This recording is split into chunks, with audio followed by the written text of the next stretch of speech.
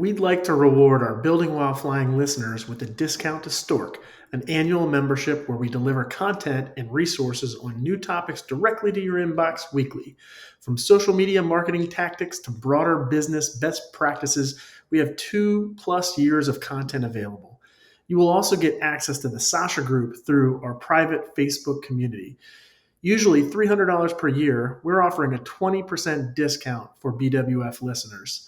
Reach out to stork at thesashagroup.com to sign up. Welcome to Building While Flying, a Sasha Group podcast where we interview business leaders about how they tackle challenges, stay resilient, and navigate ever-changing skies. All right. So, Edgar, I feel like this conversation has been in the waiting. We met a few years back, pre-pandemic, when things were very different. And there's a lot that's happened with your business. Like I mentioned to you in our pre-production call for this interview, that there was so much about Dree that I didn't know. And so when you launched it, I was like, wait, what is this? And why didn't I talk to him about this? So I am very excited to have you on Building While Flying for people to get to know you as well as hear about Dree, because you are an entrepreneur. Like your career has really been built around building things. And Dree is the latest and greatest, but I don't doubt that there will be more forthcoming. And I know that there are things that got you here. So we're going to try to get into as much as we can. Cool? Yeah, that sounds awesome. I'm excited All right. about it. I feel the same way. I think this is a conversation that's been in the queue for a while. Amazing. So we're going to talk a lot about Dree because that's what's in the present. So why Yeah. don't we start with what Dree is and where the idea came from? Yeah. So Dree is a peer-to-peer laundry marketplace. So what that means is that we connect you with people in your community that are looking for at-home work opportunities so that you can outsource the one thing you do at home that is time consuming and very low reward, which is laundry. You have to tell people where the idea came from. Yeah, so I spent about a almost a decade and a half in restaurants, and I had a coffee company we used to distribute along the West Coast. And I did that because it's what worked. It wasn't anything that I was necessarily passionate about. In fact, like I'll tell you just a little bit. I started in restaurants because I wanted to get married and I didn't have a consistent income, which I don't know how I made those two make sense. But I wanted to show my now wife, like, hey, I got this together, and I'm a go-getter. So I went into restaurants and it happened to work. So I ended up doing it a bunch of times over, and it worked out. But when I exited the restaurant business in 2018, January 2018, I kind of sat there and was like, I felt like I had been proving the wrong people wrong. Growing up in the States, I came when I was 10 years old, and I was bullied a ton. And I always felt like the reason why I went through such a poor experience coming to the US wasn't because I was an immigrant or because I was like, dark colored skin, but because I just couldn't keep up with everything they had going on in their lives due to their access to money. And so, I think a lot of the energy that went into building those businesses was just driven by the wrong thing. So when I left that industry, I said, what are you going to do now? Like, who do you have nobody to prove anymore. Like, there's nobody you can look back to say, you were wrong. And so it was really cool because it took me about a year, and it was a transformation of understanding that it was I had a choice, and that I could do this for myself now, and that I could do something that was meaningful to me, that I would be happy about spending my time doing. And so I started getting more involved with the Hispanic community, which is something I hadn't done my entire restaurant career because, as you probably know, that industry is so time consuming. Yeah. And in those groups, I met a young man that was trying to do that, picking up people's laundry from his neighborhood, bringing it back to his parents, and they were making a living off of that. So when I was talking to him in his group, I was like, do you know what you have? Like, this is pretty amazing. This is pretty special. And, I tried talking to him to see if it was something he would want to do to grow. And it wasn't something he wanted to do, which is okay for him. I feel like maybe he had different dreams, different vision for Hmm. what he wanted to accomplish. And so I, I guess my entrepreneur spirit came out, and I essentially said to him, "Well, we either partner or we compete." And so, um, yeah, so I went to work on Dree, and that's originally how it came about. I always say I'm not like a creative genius, but I can Yeah. see something and make it really special, and Well, I feel like that's what happened here. I think it's so special that you did give him the opportunity to build it with you, right? There's Yeah, so many people that wouldn't. It says so much about you that you would give him that opportunity. My immediate reaction was cringing of like, "Oh my gosh, I wish he would have said yes to you." me But too. I find comfort, right, in what you said, which is like maybe that wasn't his vision and that wasn't his dream. Um are you still like in communication with this man or Not we spent a lot of time together, okay. but and we still have a relationship in that we don't there's no like beef or any kind of friction there. Yeah, yeah. It's just that I have something to build, and this is just the way I've always been is like a racehorse. So I put those blinders on, Yeah, and that essentially like X's out anything that is not related to what we're building. amazing. Okay, so I want to talk about your business model. You know, the way that you talk about it is there's mutual benefit, right? Like you are creating benefit obviously in terms of like time for the end customer, but you are also creating a benefit for your worker. And I started referring to your worker as Hilda. But Yeah. there is an original Hilda. So tell us who Hilda is, and tell us about how Hilda plays a part in how you've built Dree, or really like how you've developed some of the purpose behind Dree. Yeah. So I came to the States with my family when I was 10 years old. And this is something that I don't I've never heard much about this, but something that you never get told when you're a young kid coming to the US is the price of the quote American dream. And that price is like losing your parents to work, and that you don't have a choice. They have to go, and they have to go the day after you get here, and they have to go really early, and they come home really late. It's like for me that really stamped me like a lot.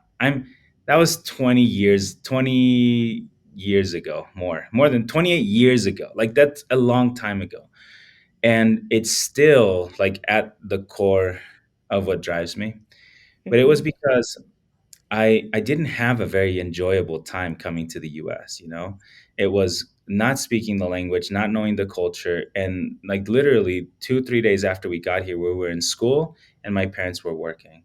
And so there were a lot of things that were happening that we couldn't tell anyone about because who were we gonna talk to? My Hmm. parents were gone, and the family we lived with were they had all these things going on, and here I am, a 10-year-old kid. What am I gonna say to my tia? Oh, tia, this kid is bullying me, telling me that I'm an immigrant. She's gonna look at me and say, "Well, you are." And so that was really the reason I mentioned that is because when I saw this idea of laundry, and I saw this guy was bringing laundry to his parents, I couldn't stop thinking about that for me, where I felt like if my mom had an opportunity to work from home, that she would have taken it, zero questions asked, right? And it would have changed our journey coming to the US. It would have been completely different. And as much as my mom tried, I'd come home destroyed from like I would get my ass kicked. I would get spit on. I'd be walking by on a field by myself, not bothering anyone because I was just that I wasn't part of anything. And there would be these kids that would just walk by and beat me down, for no reason. And I'd come home and I know my mom could see it when she got home after 5 o'clock, and she would be like, Mijo, I feel so much peace with you because I know you'll never go hungry. You're a fighter. And so like in those like 15 seconds, my mom changed my life, you know? And so when I saw this idea for Dree and when I thought about my mom, Hilda, I felt like I owed all Hildas that job, like that opportunity to stay home. And that is like the driving force behind what I do. I say, I happen to have married my customer. So it works out great, Um, but really, this is all driven by, and I wrote this letter um, 2 weeks ago to my mom. And in that letter, I was like so just wanting to feel vulnerable. I'm not gonna give it to her probably ever, but I felt like I needed to say it to her. But it was like telling her like I I'm sorry it took so long for me to act on what I knew Mm, needed to be done. Because after having spent a decade and a half building restaurants to prove these kids that used to beat me up that I wasn't falling behind or that I was better than, and I didn't tend to the things that were so important to me as a result. And s- and and so anyway, today when I gave you that example of putting those blinders on, it's yeah. because I'm on this mission. When we get an application from one of our ILDAs, I just had a conversation with our onboarding specialist. I said 2 days ago, I said this to her. I said, anytime that notification goes off,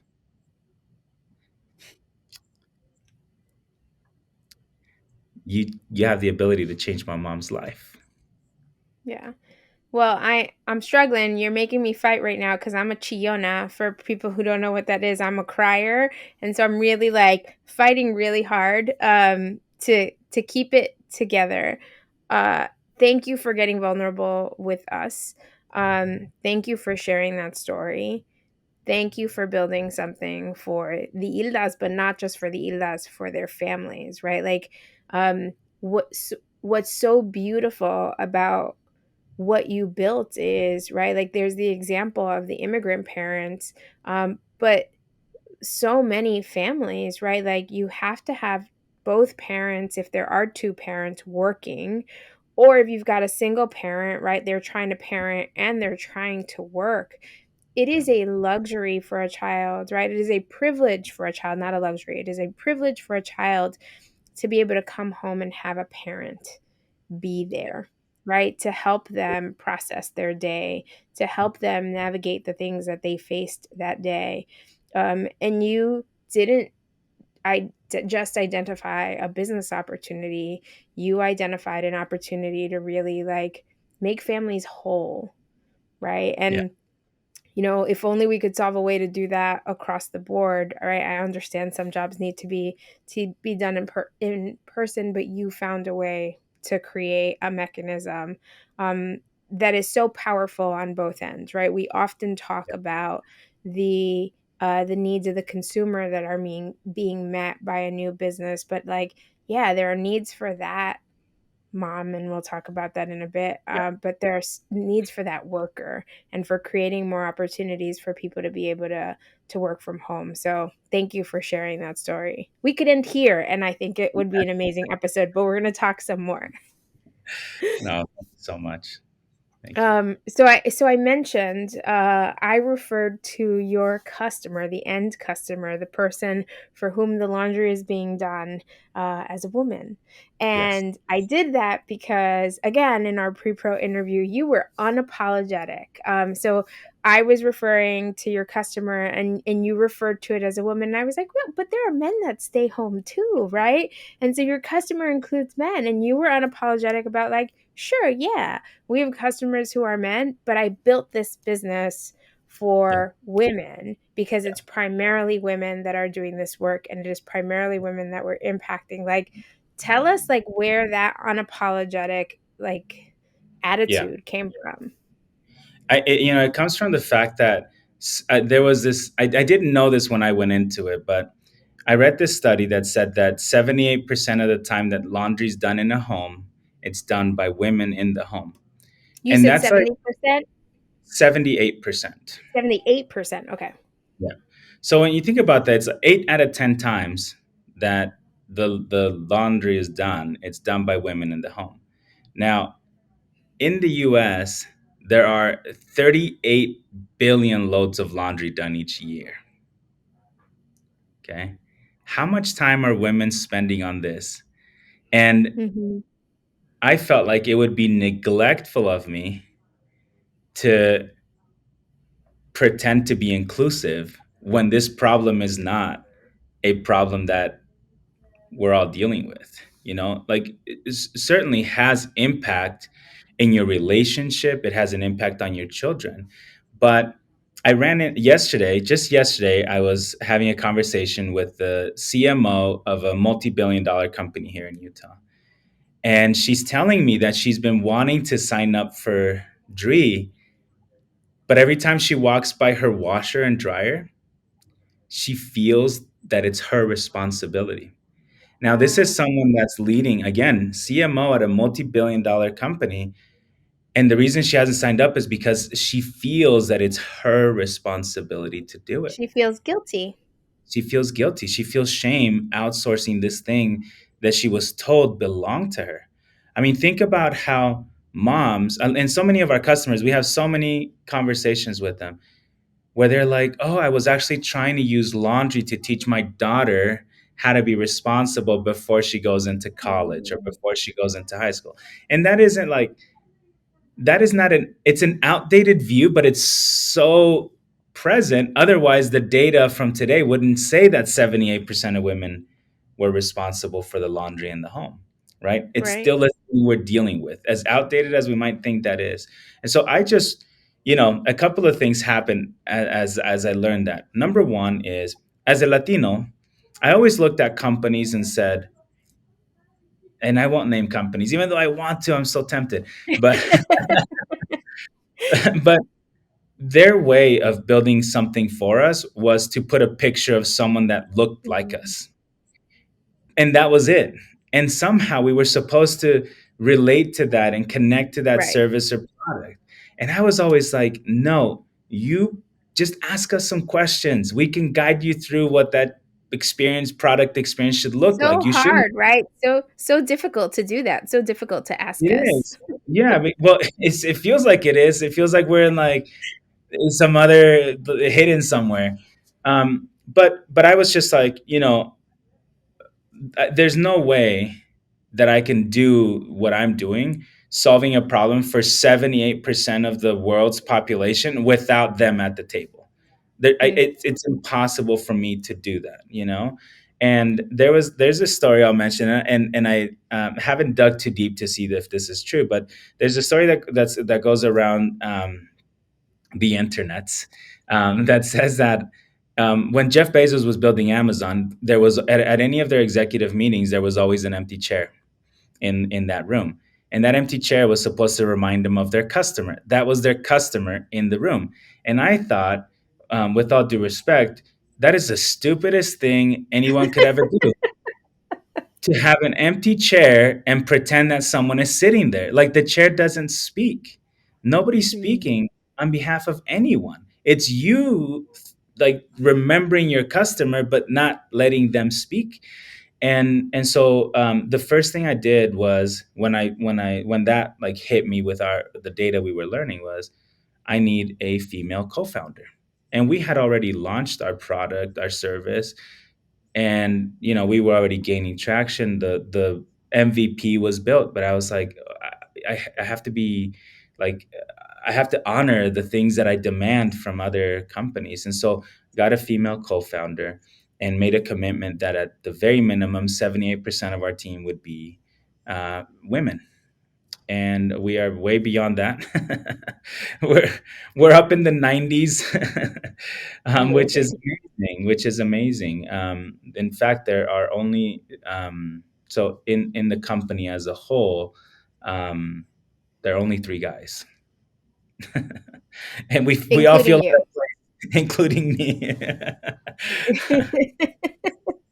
So you can imagine And it's a cool environment. well, and something you said to me was like, I lead dree today, but I Yeah. won't always. Tell me more Yeah. about that. Well, look, I this is something that I think a lot of times maybe investors don't like to hear, but the reality is that even as I was having this conversation with the CMO yesterday of this large company, I could not empathize with her, you know? I couldn't help her overcome the shame that she felt. And so as a Mm, company, like our problem is not, do people hate laundry? Yeah, I mean nobody likes doing laundry, especially if you don't get paid. So like in our marketing and our messaging and everything we do, the tone of what comes out of Dree is supposed to overcome that challenge. And so I feel that at even though I have my co-founder so close to me, I do believe that the great barrier that we face is going to be solved and led by a woman. And it's like it's not the easiest thing to say, but it's the most honest thing I can say. I do have a responsibility to build the foundation, because I'm like, the way that I am as a leader is I have these weird, or not weird, they're actually really exciting, where I go into the future and I see it and I live it and it's tangible. It feels like I actually am there. And then I come back and I tell my team, this is where we need to go. And, we all execute on those intentions. And I feel like I have a responsibility to get this to a certain point so that the vision, the mission of building this for women, for Hilda, and for every other person that's looking to spend time on what matters most, that's my job. And I take that, like, that's my core responsibility. But I do believe that the V2 um, should be a woman. how do you think you'll know when you've gotten there? I feel like what we do, it's really clear when there's a bottleneck in our business. It's very, very clear. Um, I think that I'm a fairly self-aware individual. I'm incredibly transparent, like very transparent. The way that I'm telling you about my mom, my journey as an immigrant, my entire team knows all of that. They know why I'm here every single day, and I feel like that helps me become more self-aware as Mhm. to when that time comes.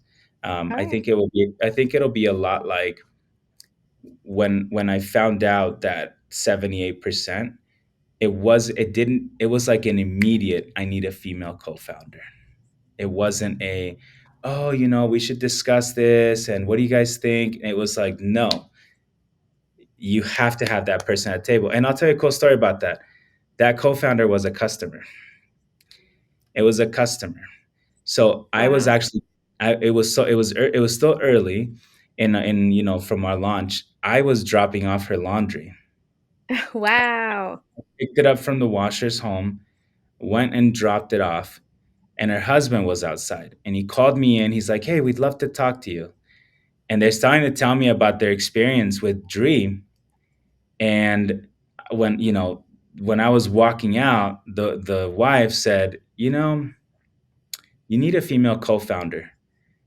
And I've already been there. Like I've already had Yeah. that vision. How do And you then know? she said that, and then I left. And then all that time I was like, it's her, it's her, it's her, it's her. And it's like, she's a customer, she's super busy, she's got her whole life going on, her husband is super busy. And but I was just like, no, this is it. And I saw it, and I've been there, and I need to make sure that this happens. So I feel like my life has been a lot like that. I don't fight things. Like, I don't fight things that have to happen. Like, it I want to have a peaceful life in my soul. I feel like the only way to do that is to listen to it. Right. Well, you're clearly a visionary. I think that I've never heard someone describe it that way in terms of like being able to look at the future and feel like you're there, feel like it's tangible. But that to me sounds like a visionary, right? You're clearly comfortable with change and comfortable with the fact that like you will play different roles and really happy to step in and out of roles based on what's right. And so, like a real sense of, um, justice, which sounds interesting to talk about in a business context, but that sense of what's right and what's needed and what's the most appropriate really does feel like a sense of justice. Things I haven't, I've now done a few of these interviews for Building While Flying, and those are topics that haven't come up in this way. So thank you for being vulnerable and candid and sharing all of that good stuff. We're starting to run out of time, which is right. Like time flies when you're having fun. And I think this has been a really wonderful conversation. We've talked a lot about Dree. I want to talk about, right, I would imagine folks are questioning, what will he do if he leaves Dree? But Dree is not the only thing you do. You are very involved in the startup community, entrepreneur community in Salt Lake City, right? In Utah, where you are now. So first talk about how you landed in Utah, and then tell us about how you are involved in the startup community there outside of Dree. Yeah. So, with our business, especially having very little experience with laundry and not being like in this space, I didn't know how to care for people's clothes. I knew that we would be making a lot of mistakes. And so as I looked at where we should go, I felt like the right thing was to go to a place where we'd be forgiven quickly. And if there's anything that you hear about Utah that's repeated, is, man, people are really kind there. People are really kind there. Like, that was like a thing I would always hear. And so, we would travel to Utah to check it out. And we went to some places in Texas, and we went to Idaho and a couple others. But we just kept feeling like people are really nice there. And if we're going to go and ruin somebody's entire wardrobe, let, let's just choose someone let's like mess up someone's wardrobe who's really nice. and That's brilliant. Oh my goodness. so, yeah, we ended up in Utah as a result. And what's crazy is that when we pulled up and to our home, and in a U-Haul, and the neighbors just like came over and were like, how can we help? And then one neighbor across the street in particular said, hey, I can take tomorrow off if you guys need additional help. And I'm like, oh my gosh, this is already like happening, Proving and your it's day. point. Yeah. So we had people that brought us lunch, dinner, people that wanted to take their next day off to help us move in. And it's not a common, you don't feel that. I mean, I'm from Yeah. Seattle. I'm not from New York, but I'm from Seattle, and we're not like as driven by that. So it was right, and it happened. We originally thought we were going to use bleach, like, oh, if anybody wants us to bleach their clothes to make sure they're bright and white and crispy, we'll do it. Well, we ruined an entire thing. Like, an entire load of laundry got bleached, and it was a color one.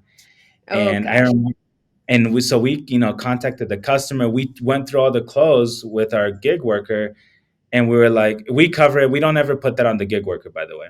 But we went through everything, came up with what all the garments were worth, and Hmm. then we sent the customer the reimbursement, and then we called them and let them know.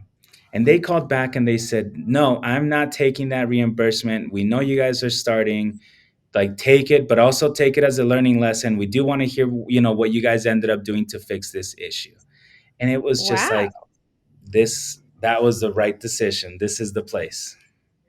Wow. Right. I've definitely heard of people selecting, right, where they start from based on tax implications, based on, right, like based on the hiring economy, like being able to find workers and things of that sort. I don't think I've ever heard a story talk about looking for a place where people would be nice when you fuck up. Yeah, exactly. That was like that's seriously what drove this decision. And I don't know. I feel like as we're talking about this business, I focus a lot on the emotional aspect of it because that's what drives me, you know. But the reality is that like we know that we have to build a big business, you know, and we build that way. But we don't have like we just don't forget what's at the core, and that's Yeah. people. And I always say that we're people supported by technology, not technology supported by people. Not in our company. I know it's how a lot of other people function, but not here. So, Edgar, if other folks looking to start their companies are considering Utah, where can they find you in the startup community in Utah? Yeah, well, Utah, as you know, is blowing up with startups. There are a lot of great companies that have now come out of Utah. We've got incredible entrepreneurs that have exited and then they stay and build the Utah ecosystem. So it's pretty amazing. Like I recommend this place for sure. Um, I'm always on LinkedIn, Edgar at dree.com. Like super accessible. Um, I'm here and happy to chat, introduce. I've been really lucky to get involved with the network and build a really great community. Well, very welcoming community, which is cool, Coach, especially as a person of color, coming to what would be predominantly white, but open arms. It's been amazing. nice Utah. That should be their new like state motto. Nice Utah, we're nice here. So go and find Edgar and talk to him if it's something you're interested in. He co-sponsored an event with the governor, if I am right, if I'm not Yeah. So mistaken. So yeah. I'll share really quickly. So I have a lot of love, you know, for the community here, and in particular, what I want to do is I want to start highlighting that our community of Latinos are also involved in doing great things here. I don't want our community to be left out. So I have partnered with a nonprofit called Hispanic Star, and part of that network brings a community of partnerships. And one of some of those have allowed us to come to Utah and work with larger organizations, like you said, the state of Utah, the governor in particular, and and do things, positive things, good things, whether that's donations, whether that's service, whether that's just like an event to get everyone together with Latinos involved and getting us in the rooms where we typically don't get invited to. That's a big thing of mine. love it. So More impact, constant impact, Edgar. Edgar, this has been lovely, my friend. I'm very excited for more people to hear your story and get to know you. And I'm super excited to watch what you continue to do with Dree and outside of that. So thank you thank so much. you on behalf of everyone impacted by the work you do. No, I thank you so much. I'm lucky to do it.